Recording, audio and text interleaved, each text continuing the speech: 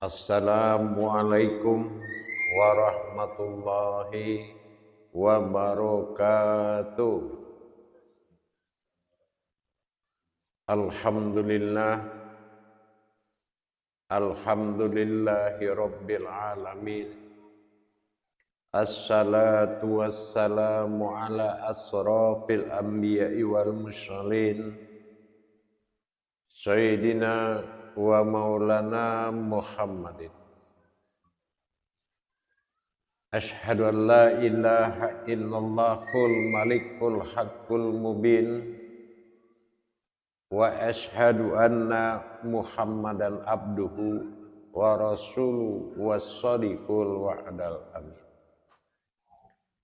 Allahumma sholli wa sallim wa barik wa karim ahzanul nabil karim ihdinil lazi min jalalika wa innal lazi min jamalika wa innahu min kitabika wa tahirin wal mujahidina amma ba'du ibadullah wa ittaqullah.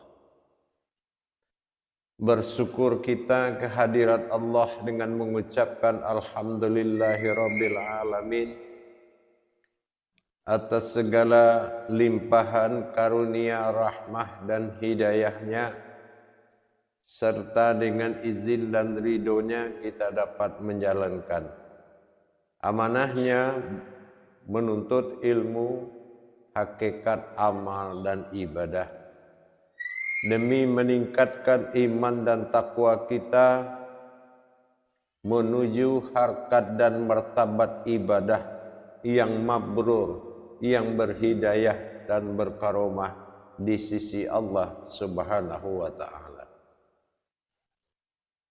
Bersalam kita tidak akan pernah kita lupakan. Marilah sama-sama kita sampaikan kepada junjungan kita Nabi Allah, Nabiul Akhirul Zaman, Rasulullah Muhammad sallallahu alaihi wasallam. Atasnya kalimahnya kita kalamkan bersama-sama dengan membacakan Allahumma sholli ala sayyidina Muhammad wa ala alihi sayyidina Muhammad. Alhamdulillah, bertemu lagi dengan saya Guru Mursyid Syekh Nur Muhammad Buya Irwan Maulana Al-Khalidi, Pasaman, Sumatera Barat. Tentunya dalam makom majelis zikir ma'rifatullah dan lindungan Yayasan Islam Hidayatul Mubarakah.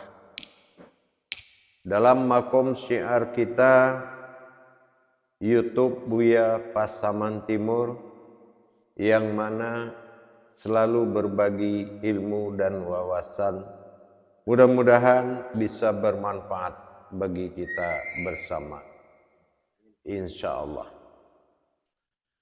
Alhamdulillah, pada waktu dan kesempatan yang sangat kita muliakan ini, saya akan berbagi wawasan tentang bagaimana perjalanan tajalli ketuhanan terhadap kehambaan bagi dirinya, yaitu umat.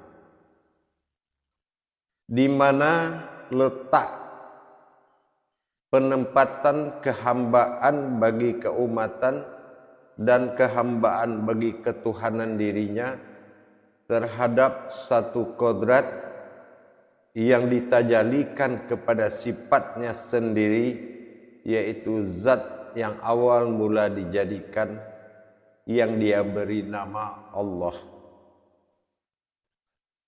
Keakuan yang berasma Allah ini akan bertajali kepada sebuah wujud, yang mana wujud ini adalah keinsanan dari dirinya sendiri, yang akan dibagi pada titik wujud, wujud dan maujud dalam rangka menjadikan hayat terhadap dirinya yang akan menjadi ma'ul hayat atau sumber kehidupan dari seluruh alam dalam rangka bertajalli kepada kodrat kemanusiaan.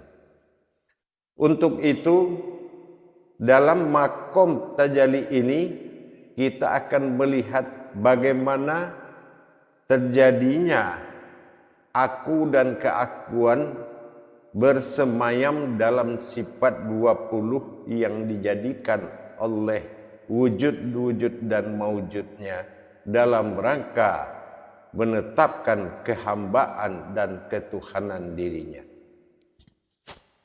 Kalau kita boleh berpikir dari mana asal usulnya terjadi sifat 20 tersebut.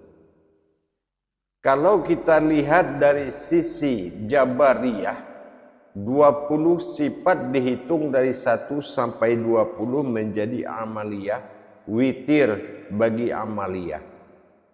Tetapi sebagai qadariyahnya kita lihat dari sisi ibadah, 20 ini dibagi kepada sifat kata Allahu Akbar dari ketuhanan dirinya sendiri dengan sifat salbiyahnya, nafsiyah dan ma'nawiyahnya.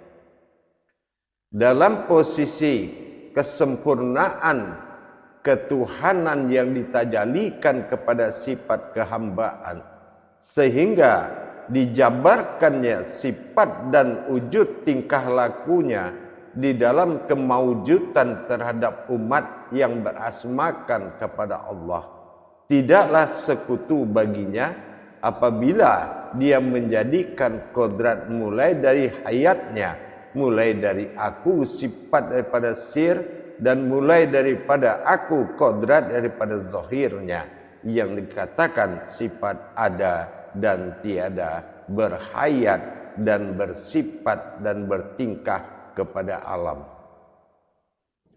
Untuk itu kita akan melihat dan membedah di mana penempatan ada dan tiada dan keakuannya. Aku ada dan tiada, tiadalah aku ada melainkan adanya aku semata dalam hayatku sendiri. Ini akan kita terjemahkan kepada sifat 20.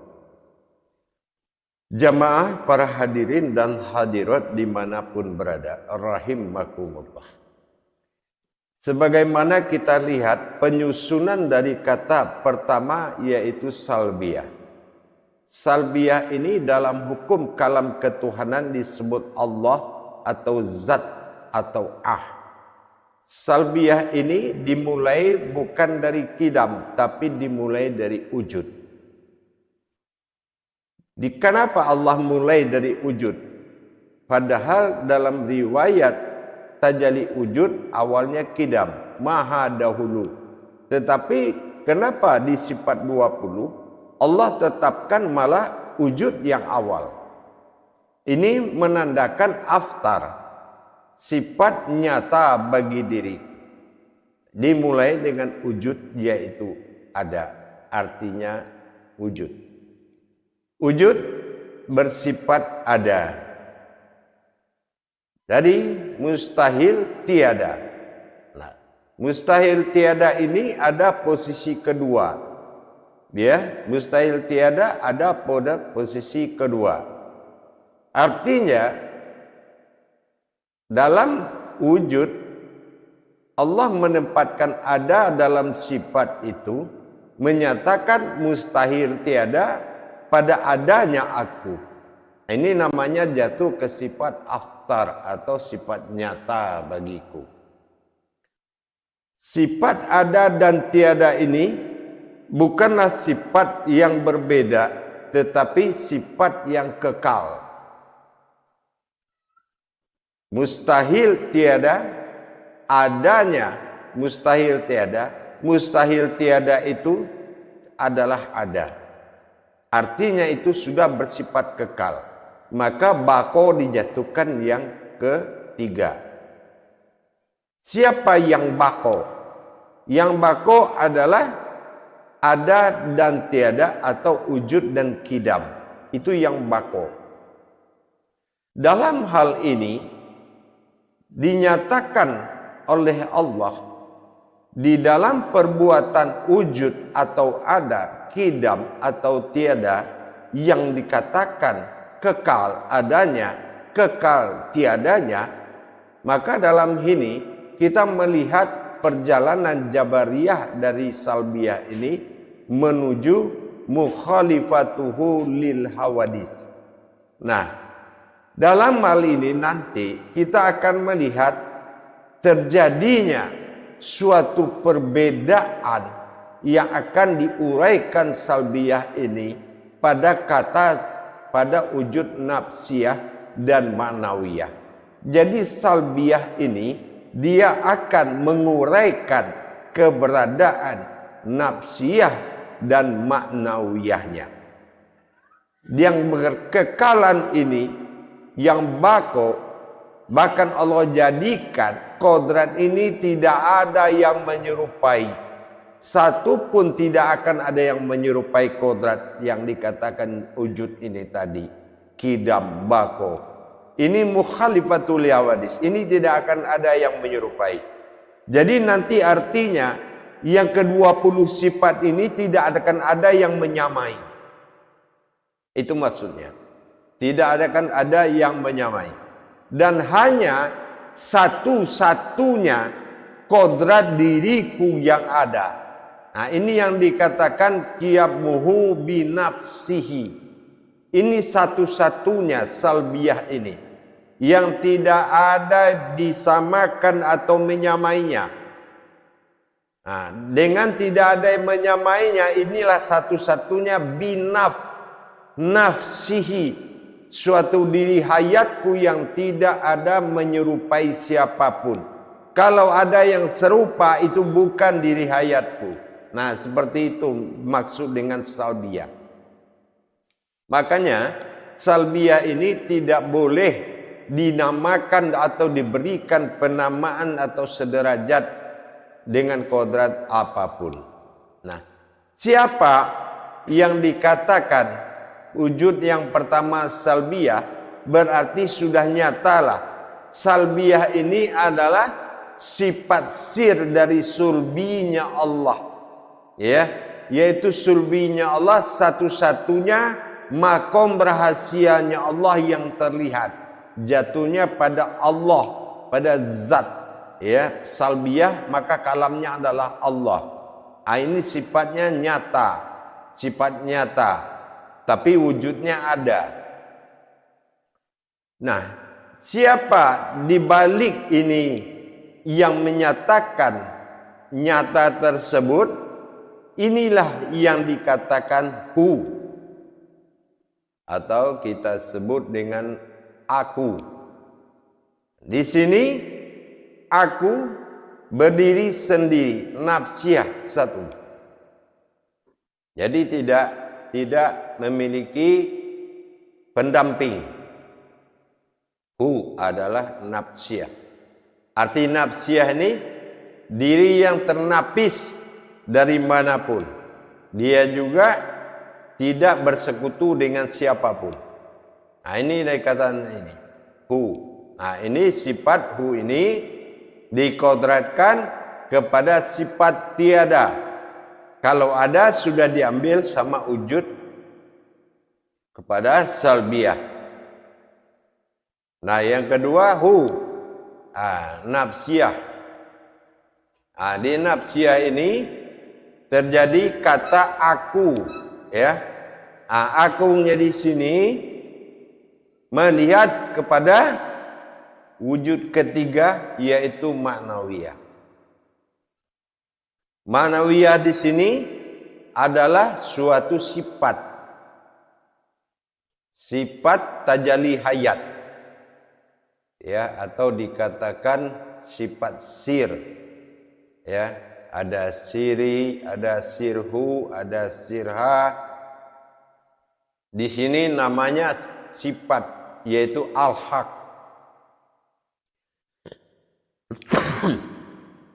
Pada nafsiyah manawiyah al-haq. Al-haq pada manawiyah disebut dengan dua perkara. manawiyah pada zahiriyahnya yang menjadi panutan ruh bagi sekalian alam dari al-haq, yaitu sebuah batin rahasia atau batin halus. Ini terbagi kepada dua kodrat. Manawiyah ini ada yang bersifat hakikat yang dikatakan dengan hayat.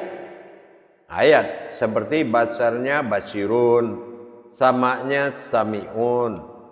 Jadi dengan adanya dua kodrat, kodrat iradat ilmu sama basar kalam hayat, ini tajali yang dilakukan dalam bentuk asma yang bersifat kepada alam.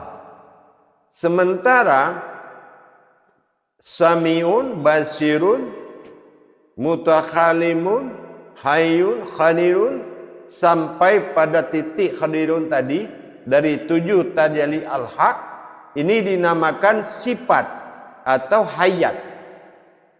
Sementara yang berasma, yang menerima hayat ini adalah wujud zahirnya sama basar kalam hayat, kodrat iradat ilmu yang pecah menjadi uluhiyah, ruh haimiyata, ruh yang menerima hayat al-haqullah tadi, ya. Sementara al-haqullah adalah wujud dari sirhu, ya, dari rahasia atau hayat dari aku. Karena tajalli ini adalah tajalliku yang mewujud pada salbiyah. Nah, ini hu bertajalli pada salbiyah yang ada. Jadi yang pada kidam yang tiada akan jatuh kepada hu. Nah, inilah. Jadi aku ada bersifat pada diriku dan bersifat aku pada sifatku sendiri, ini akan menjadi pegangan manawiyah yang akan bertajalli melalui kodrat zahir, sifat zahirnya, yaitu kodrat iradat ilmu sama basar kalam hayat. Itu adalah kodrat. Sementara sami'un basirunnya sampai khadirunnya itu bertingkah atau bersifat. Ya, kalau yang 7 zahir itu adalah kodrat sifat. Ya, itu disebut nur ma'ani. Nur ma'ani ini nur yang pecah memberikan kehidupan pada seluruh ruh yang ada pada alam ini. Sementara yang ma'aninya itu disifatkan oleh diri al-haq. Al-haq adalah bersifat, bertingkah. Jadi yang bertingkah ini adalah al-haq yang datang dari kodrat wujud aku. Nah, ini hu. Jadi disinilah aku bersifat dengan sifatku sendiri, ya, terhadap hayatku sendiri. Dia bagaimana aku bersifat pada sifatku sehingga menjadi hayat oleh seluruh alam, maka salbiyah penampakan dari wujud diriku agar menjadi baitullah bagi sifatku sendiri. Nah, ini yang dikatakan tajalinya aku ada dan tiada pada sifat 20 yang dikodratkan kepada wujud ilahinas. Ini diwujudkan kepada sifat ilahinas atau nasnya atau insaninya. Dari insaninya, insanunya, insaniyahnya, ini dikodratkan kepada tajalli zahirnya. Ya, tajalli sifat pertama yang menjadi ma'ul hayat, kodrat iradat ilmu sama basar kalam hayat, itu sudah menjadi nur yang menghidupkan seluruh ruh yang ada di bumi dan di langit. Sementara sebagai tingkahnya itulah al-haq, yaitu sifat halus yang tersambung menjadi kodrat sifat hayat kepada keakuannya. Kepada diriku, hu, aku.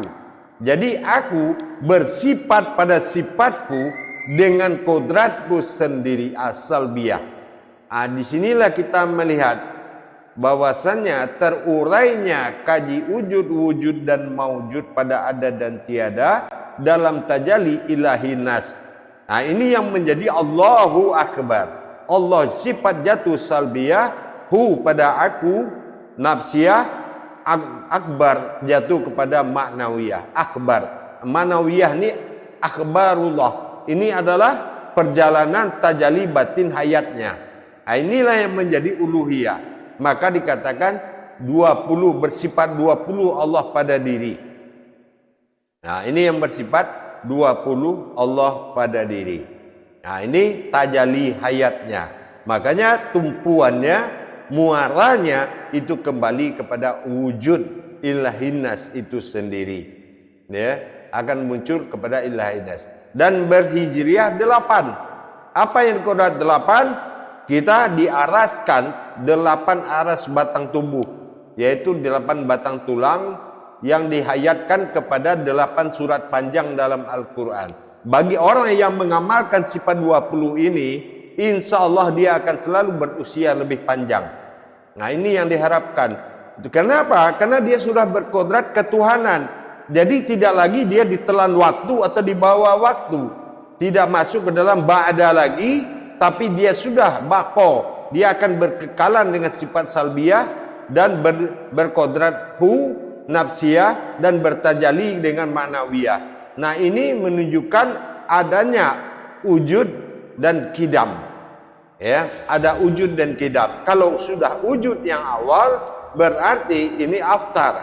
Ya, aftar ini bersifat zahirnya zat kunah yang akan bertajalli. Kalau boleh kita sebut, bertajallilah kunah ke kunal ini dengan tajalli diriku sendiri. Ini terjemahan dari sifat 20, yang mana tajalli sifat 20 adalah kodrat keinsanan yang dimiliki umat. Jadi barang siapa yang bisa menikmati hal perjalanan tajalli Allah ini, mudah-mudahan dia akan bisa mendapatkan nilai hidayah dari apa yang dijanjikan oleh kodrat itu pada 8 perjalanan surat panjang Al-Quran, menandakan maknanya adalah memiliki usia yang sangat panjang. Insya Allah mudah-mudahan bisa bermanfaat dan bisa menjadi suatu dasar petunjuk untuk kita lebih meningkatkan iman dan takwa kita kepada Allah Subhanahu wa taala. Insyaallah. Amin. Mudah-mudahan berkah. Bagi yang sudah memahami, saya hanya mengingatkan agar tidak terlupakan, karena mengingatkan ini adalah suatu jalan yang paling dimuliakan oleh Allah. Berbagi bukanlah karena memiliki hal yang banyak, tetapi karena ketulusan kita dan kemaslahatan kita sebagai umat yang berasal dari Allah dan kembali kepada Allah. Wajib bagi kita mendapatkan sejatinya diri menuju diri yang sejati. Insyaallah mudah-mudahan bisa bermanfaat. Alhamdulillah, akhirul kalam, wabillahi taufiq wal hidayah. Wassalamualaikum warahmatullahi wabarakatuh.